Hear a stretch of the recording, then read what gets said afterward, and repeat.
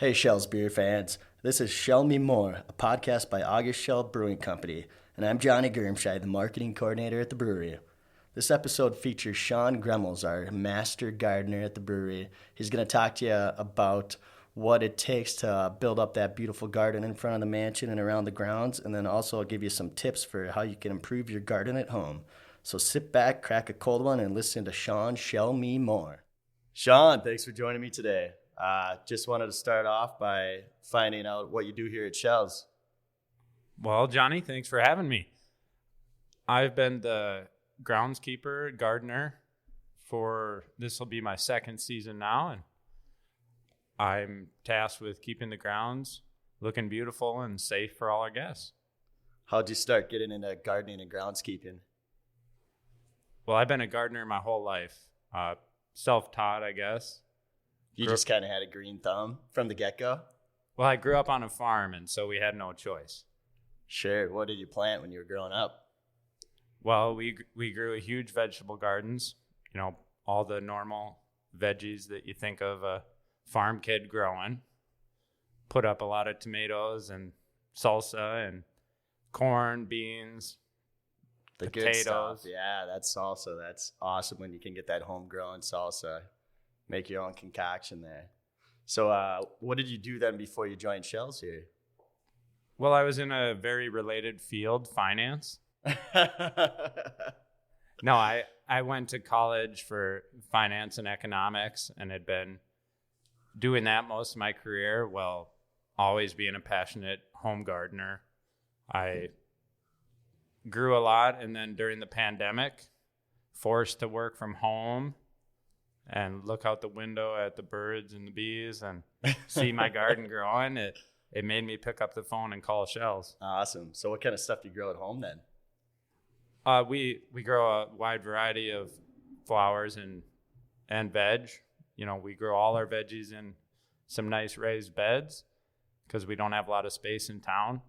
But then about every other inch of our lot is covered in flowers. Really cool. Well, can you describe for me the process kind of from start to finish, like getting some seeds here at Schell's and then all the way to like getting the nice flower garden going in front of the mansion? It's quite the process. We start really getting things going probably in February. We start some flower cuttings. We start seeding, late February, early March. And from there, we grow about a third of our flowers, a third of approximately 25,000 annuals. Oh, man. From seed. So that takes a lot of time to get those started and going, and it takes a lot of care. The other 2/3 approximately, we get in as small little baby plugs. And so we work to transplant those up into little bigger pots to let them get established before we start planting around mid-May. So are there perennials out there too then, or is everything an annual? That's a great question. Yeah, we have tons of perennials on the grounds, some that have probably been there, for 100 years. So those are very low maintenance for the most part. Yeah. With the exception of our roses, they need some care this time of year. Sure. But we fill in the rest of the space with annuals. So what does your typical day look like then during the growing season? Making sure we're keeping them watered properly, getting enough light, making sure we're keeping good temperatures and humidity in our greenhouse, as well as feeding and fertilizing them.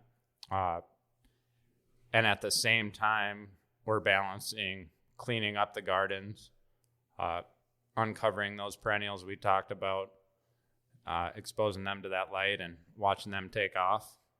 When do you actually plant the annuals then? Are you looking at the forecast, like how many weeks out to ensure that there isn't any more frost coming in?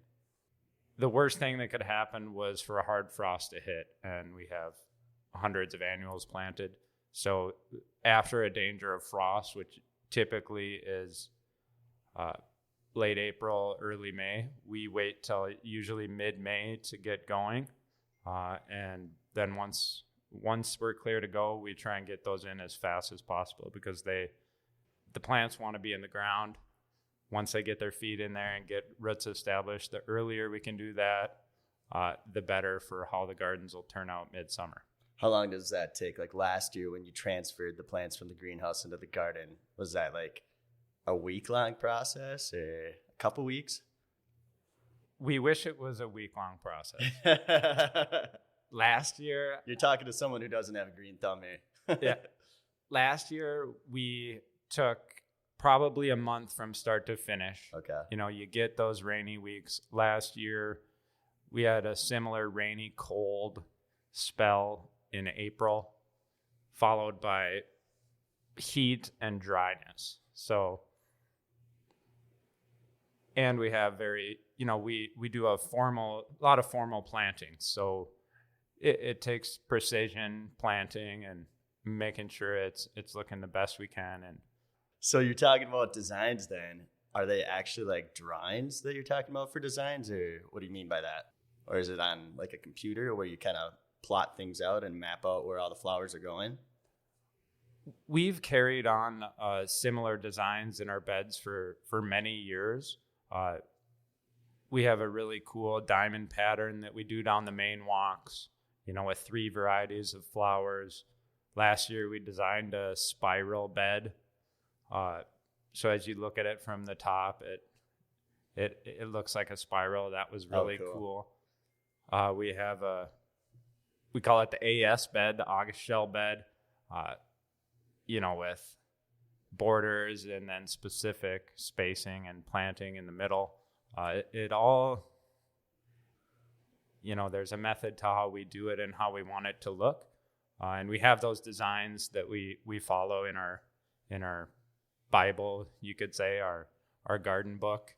And so when we get going, we go with that concept that's on paper and try and make it happen in the gardens. And last year, I thought we had great success with it. And as my mom always said, we're going to have the best garden ever this year. So that's the goal. How often do you need to water then once those plants are in the ground? That's a great question. We do have an irrigation system throughout the brewery grounds that covers most our beds, with the exception of all our hanging baskets and pots that we have around the grounds. So depending on how Mother Nature cooperates, ideally we'd let the rain do most of the irrigation. The plants do noticeably better with the natural rain. It gets deeper. There's something about it that we can't get through our irrigation. But when it's dry, as it was last year, we're typically watering 3 to 4 times a week, I would say. Each zone. Some of the sunnier zones need more. There was times even where I think the sprinklers would run in the morning and I'd turn them on again in the afternoon because it just was getting so dry. Certain spots on the grounds tend to get heavy sun and they dry out quickly, and you got to watch those plants and they'll tell you when they're thirsty. So definitely. So speaking of the locations, can you tell us kind of where people can see most of your work? Is it mostly in front of the mansion, or what are some of the other areas around the grounds? Great question. We have beds that welcome you into the brewery that you'll see, but really the main walk from our office area towards the mansion is really our most eye-catching place to view flowers. It's also the hottest, but that main walk, once you get up to the mansion, which is a great place to check out for our guests, you also can take a loop around the house, check out our deer, and there's some kind of hidden away beds in the back. One's called the California Garden, which is always beautiful, and a lot of guests miss that one. That's on the back side of the mansion. Okay. And then on your way back, we have an upper main walk. And then on your way back, I recommend taking the lower walk, which is the cooler, shadier area. Yep. And then that can lead you right back to the main area and ideally right over to the beer hall. Right. So does the aviary have any flowers near it or anything? Or Can you kind of describe what's over there You bet. by the mansion? Yeah, there is a great fountain behind the house that August Schell did keep exotic birds at one time. If you look closely, there's little spots up top that sometimes I'll put figurines or gnomes in, but at one point there were actually exotic birds there. So as you see a peacock or two floating around the brewery, that's been a tradition here for as long as we can remember. So take a close look at that fountain. There's a lot of details about it.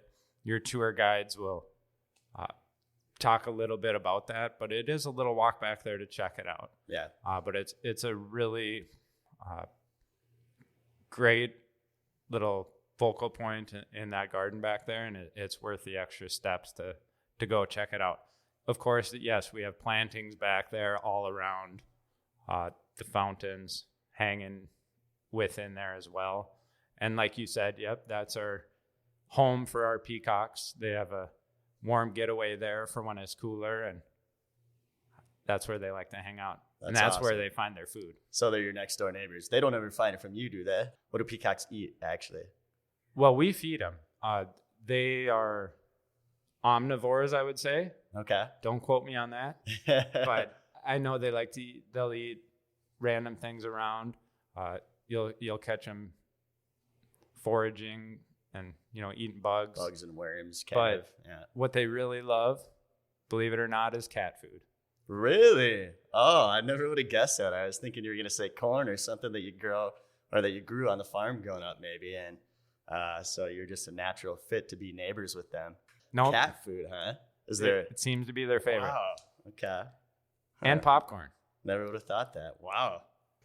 Well, getting back to the fountains and everything, do you kind of manage the care for those too then? And I do. Yeah, we have 3 water features.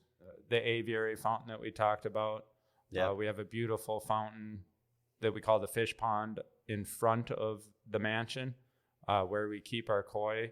And then we also have an area down in the shade called the still pond area.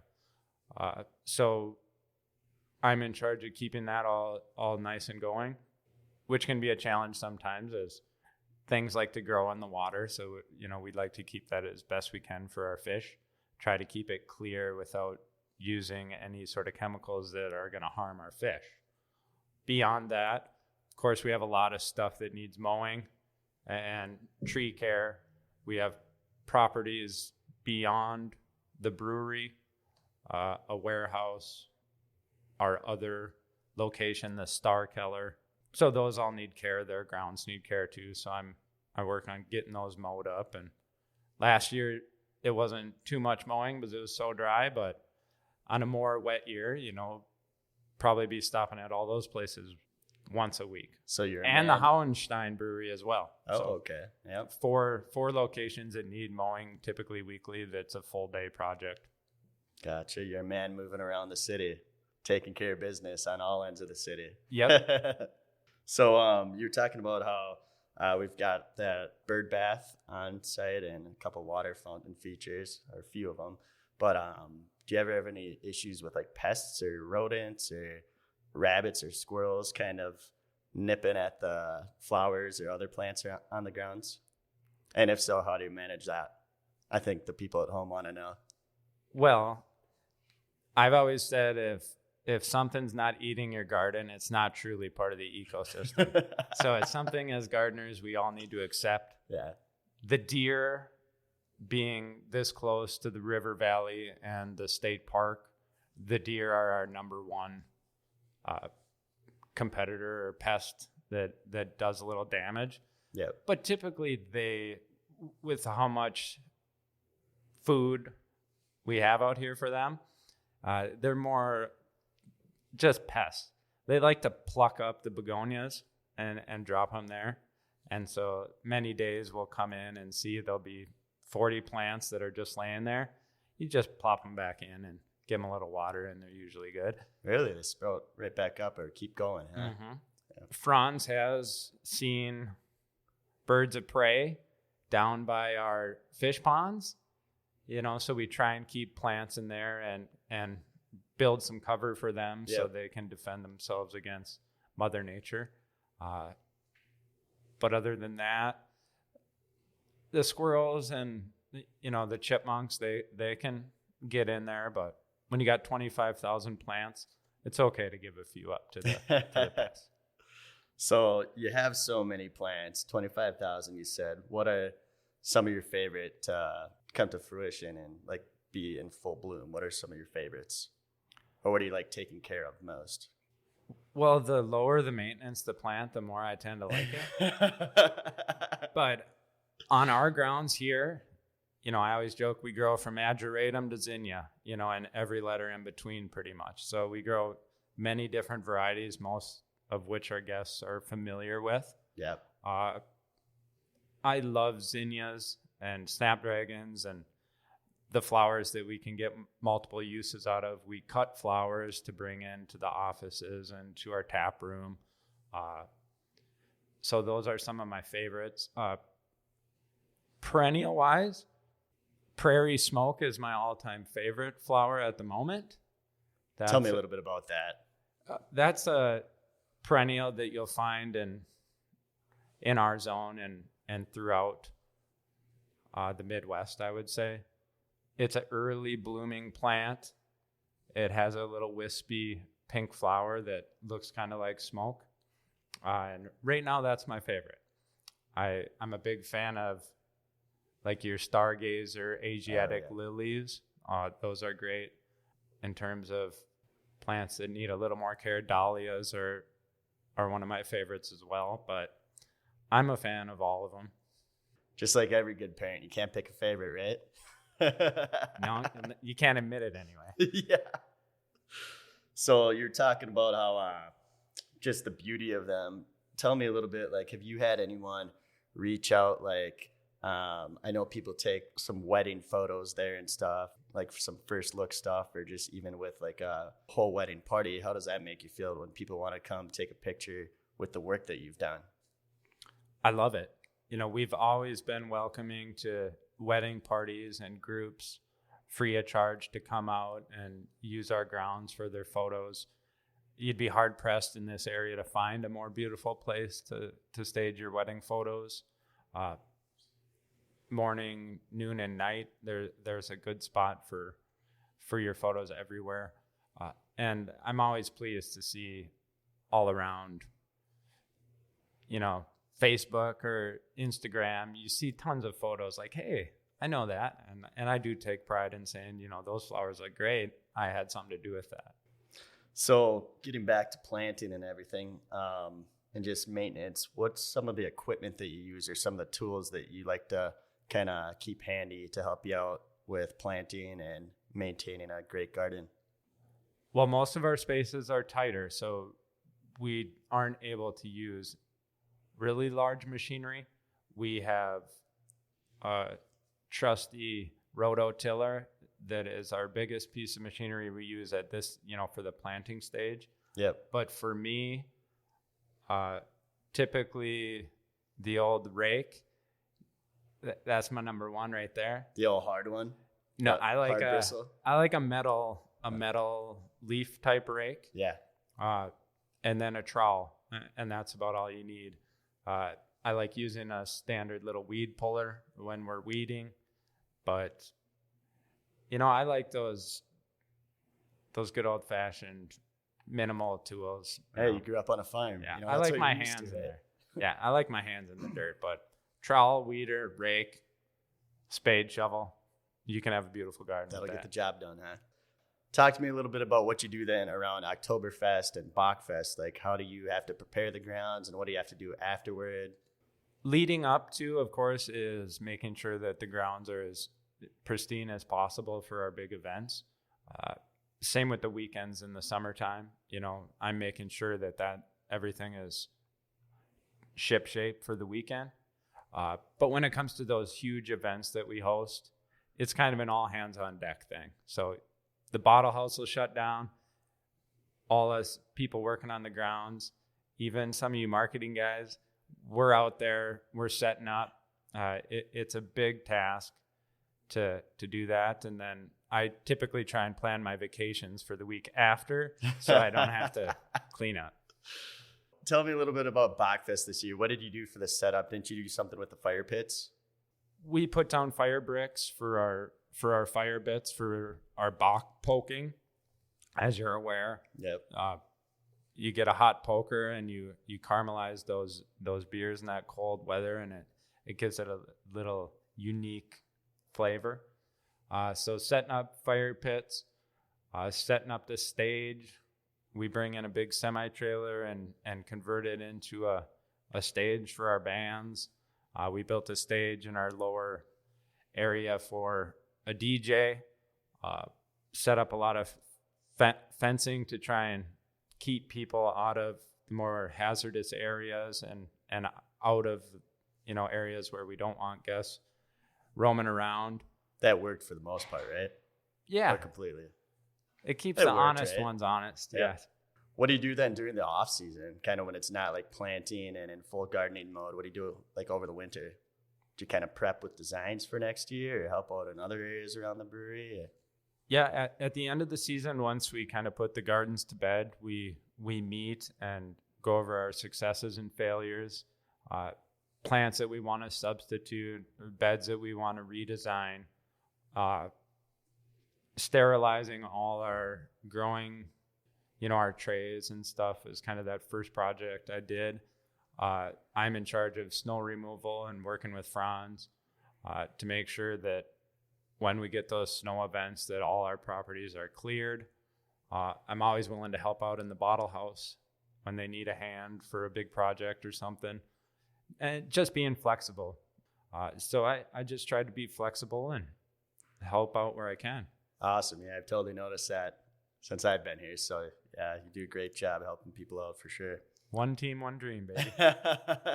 That's right.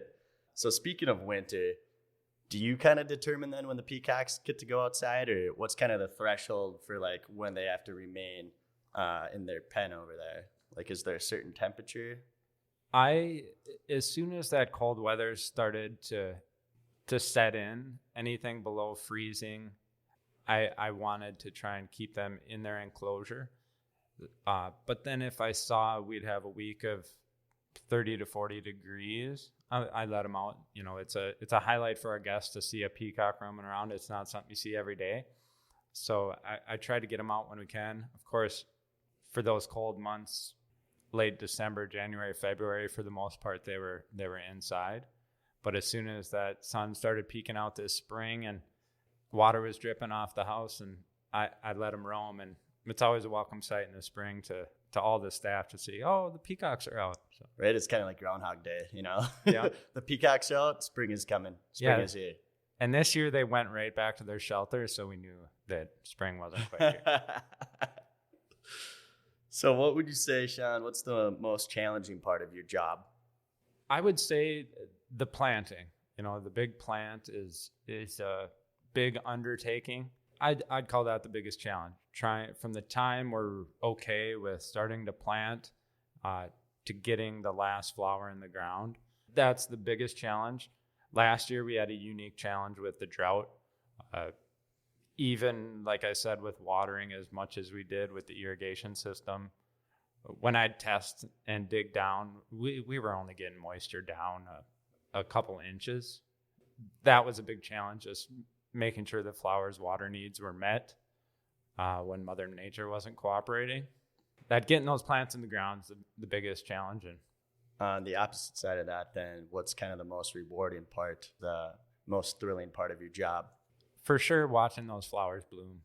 You start with a tiny little seedling with 2 little leaves, and it doesn't take long for them to start shooting out some flowers in the greenhouse.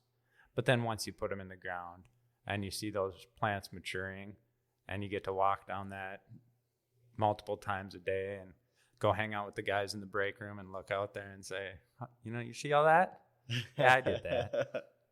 That's pretty awesome.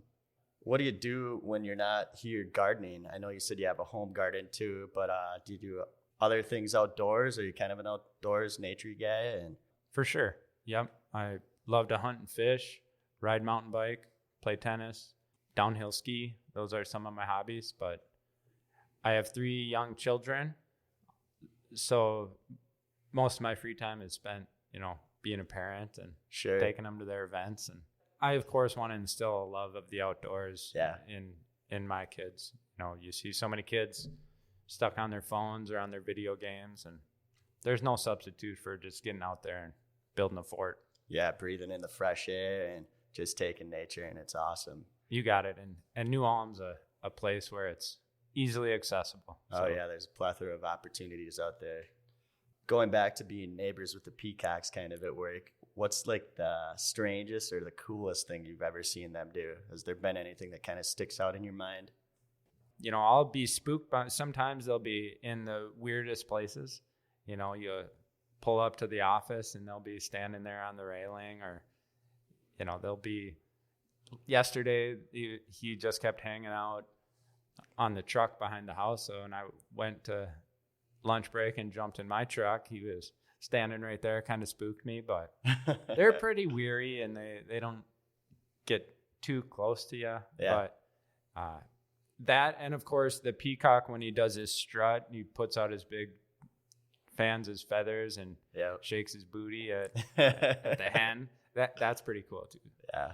How about, do you have a lot of interaction with the deer, or not too much? You kind of feed them regularly and everything? Yep, I take care of the deer. It's our responsibility as keepers of deer to get in there right away, check the sex of the deer, record that, report that to the Department of Agriculture. It wasn't long after I started, a couple months, that, we were doing that last year. We only had 1 young female born, but that was a big highlight of last summer. Awesome. Getting in there with a couple other the staff. They're of course a little, nervous of us coming in there and not knowing what we're doing, but to get up there, see a baby deer that's just a few hours old, and get to take a look at it, and get out of there and let mama come back and take care of it. That was really something. So, and that's a highlight for the guests too, to see the little fawn running around. So yeah. So then, if you had a word of advice to somebody who's looking to get into gardening, what would you recommend how someone gets started, and what kind of research should they do, or where can they go for some resources? The first thing I would say is don't be scared of it. As with everything in life, you have successes and failures, and you're going to have the same in gardening. Some people want to know everything about something before you start, and I would say just jump in there. Start small. Vegetable gardening is a great place to start. Start with what you want to eat. Starting veggies from seeds can be a challenge, but we have so many good opportunities and places to go and get established plants already. Start with a couple things you want to grow. The University of Minnesota has a great website for all things horticulture. I think it's like extension.umn.edu or something like that. And there you can find information on every plant you can think of. That's a great resource, but I would say don't be scared. It's not that difficult, honestly. And if a plant dies, that's just part of the growing experience. And even us as knowledgeable gardeners out here, we have challenges as well, and some problems that we can't solve, and you just got to be willing to accept that sometimes it doesn't work out for you. Well, you seem to make it work really well out there, so you're doing an amazing job, and just want to thank you for coming in today, and keep up the good work. Keep things beautiful. Awesome. Thanks, Johnny. Thanks, Sean. And now we're going to jump into a Ted bit with Ted and Jody Marty. Ted's going to talk about some of the more obscure animals that have called the brewery home over the years. Let's listen in. It seems like I go back, I dig all these photos. There's all these. We've got it now in the beer hall. We've got the storks. The stork. Yeah, they're actually cranes. They're cranes. And what started? August Schell started that. He started the deer park. Okay. And then he also, I found a story from one of his granddaughters. They apparently had a brown bear here called Bruno. And so the cages, I think, were down kind of where the parking lot is now.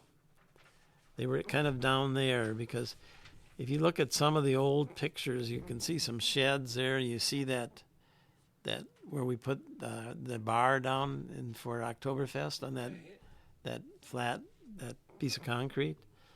I think all the cages were down there, and she remembers Bruno the bear, which I never knew about. And then they had Hansel the donkey. They must have trained him to pull a little cart, but he was stubborn, and if he didn't want to pull, he didn't want to pull. And they had these cranes, and then they raised golden pheasants. They had cages down there, and geese. And then you look at that picture with the crane. Yeah. It looks really blurry, and the horse's head is blurry. Well, it's a time exposure, and they moved, and the crane walked through when they took the picture, and that's why. And they must have the crane is there. They must have had a pair of raccoons too that kind of watched over the bear. Maybe why they're watching so they didn't get eaten, probably. Yeah. So and were all these cohabitating? I don't think so. I think, or are there different periods of time? No, I think they had them probably, and even up into the 40s. I think they were raising golden pheasants and stuff like that. So if you look in the back of the mansion, there's that aviary gazebo type thing. Right. And the top part of it is a bird cage. Each one of those little doors opens up, and then there's a tray that comes out of the bottom. You clean it out or whatever. But they had exotic birds in there too. Yeah. So they've always had exotic things. And why the deer? Why did he bring the deer? Deer, yeah. So because it's pretty fundamental to even who. Deer. Yeah. And that came straight from August. Right. From his dad. Yeah, he was a forester supposedly, working for some aristocrat with lots of land and Schell. And on that seashell, that little picture of Schell, SCH, sits over their doorway into their home over there, which was on the street in Durbach. It wasn't a big thing, building after building, a little, probably apartment kind of thing they had. Yeah, we went there and we actually saw that emblem above the doorway where August was his family home. So that's what we think the connection was. The forestry and kind of that. Yeah, and it's established. It's set up. Yeah, on a hillside in the woods by the river. I think August also knew that if he did all these things, he would attract people here, and it was kind of a marketing thing too. So. Right. I mean, people would come and visit the gardens, and the same sort of thing with the gardens. So.